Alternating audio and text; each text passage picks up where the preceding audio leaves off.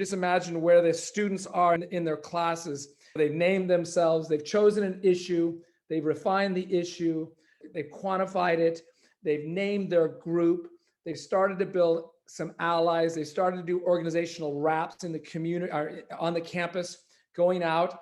So they've had some experience with their group. And what I learned, and if I had to say anything about this class, which is a little more than a third of the way through, is to do your group dynamics. Even though I did it on class 4, do it again to give them more information. We talked about a culture of accountability and having integrity and see some of these basic things in class 4. Now I give them more depth. And they know they need to have it because half of the groups are starting to enter into crisis because some of them are not doing their work and they're frustrated. The frustration starting to build. And the other is some people are starting to dominate. This is a really good time to give the students the space for the students to have a dialogue and to give them 3 topics to talk about. The 3 topics are how to facilitate a meeting. So there's some in-depth about how to facilitate, and it's in the book. This is a good time to do it and to talk about how to facilitate a meeting.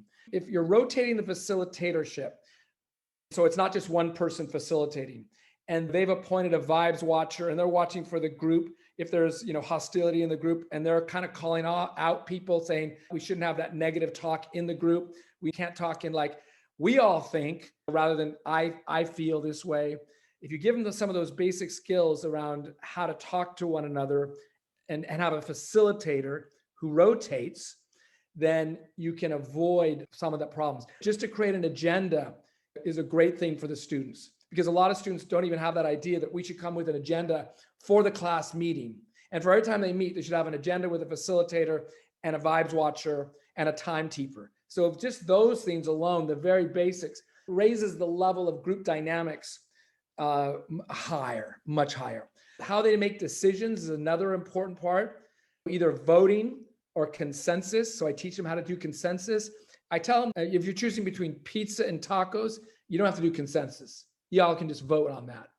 But if you're talking about should we do this tactic, most likely you should get consensus on that decision because it's so important.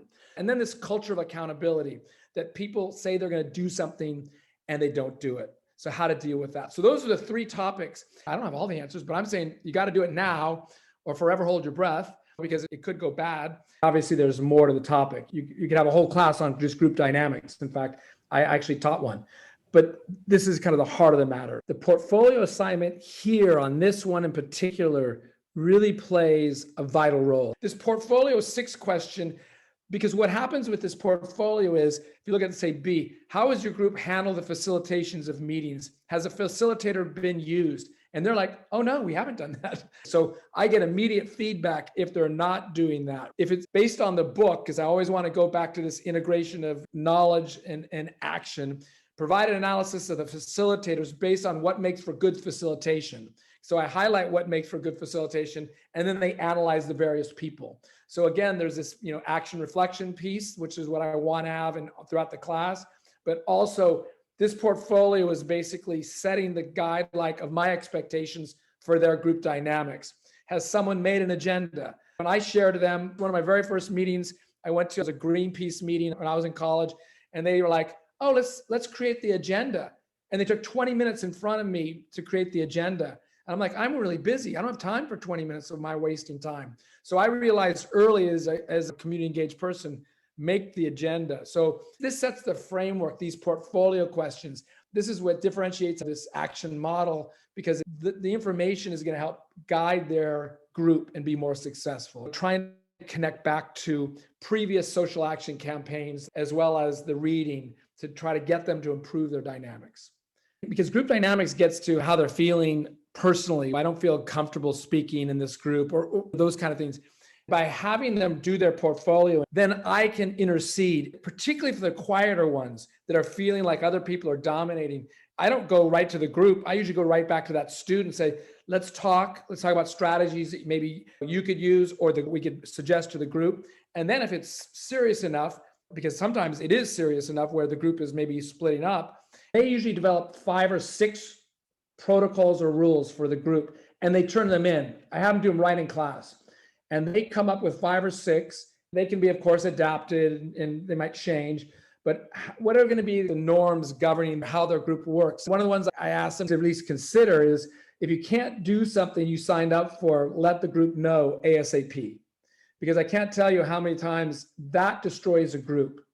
If they continually sign up to do something, it doesn't get done, they'll undermine the group. So that's one. But there are many other ones that they come up with depending on their group, right? How they want that group to function well. One is they say, we want to have a vibes watcher every time. I do remind them that if they don't do their work, it's not only bad for the group, but it's bad for the grade. I do a participation grade, one of what I see, and then one from what they see from the participation of the students in the project. They are way harsher on each other than I am. Just if a student's not doing something, they're like, do not give that student a good grade. They didn't do anything for the campaign. And of course, 5 or 6 students would have to say that. It wouldn't just be one, but there would have to be the consensus around that too. So that's what I want to say about the culture of accountability. I would also say, historically, in the beginning, the first 7 years, I tried to keep the groups together no matter what. And then after a while, I just said at some point, I was like, well, it's okay if a group breaks up, because sometimes it's just the wrong dynamics. And incredibly, when the group breaks up, they don't, because they break up into 2 or 3 other groups, they don't bring any of that negative energy. I would wonder if that negative energy would come. It didn't come. I've had more success if there's some dynamic that it's just, sometimes there is oil and vinegar, it's just not going together. I won't spend the whole semester on their group dynamic, is the bottom line.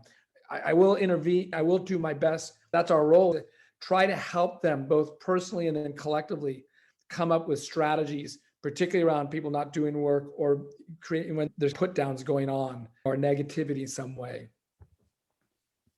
That's about the group dynamics. It's really important, because if you don't have that, the group is not going to be successful. In fact, I would say when the students don't win a campaign, it's usually because their group dynamics wasn't very good. The group dynamics that have been positive, they have a much greater chance of success.